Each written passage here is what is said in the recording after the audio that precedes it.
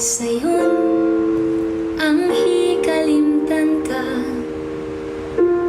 Hangtod karon ako nagpaabot pa, nga mahibalik pa ang kagahapon ta. Bisan pa ug ako gikalimtan mo na.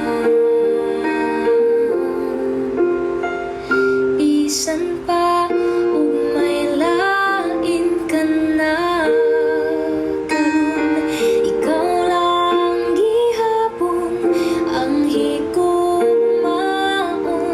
Bisan pa ug kasakit lang ang maangkon, basta malipay ka ang tanan akong tawaton.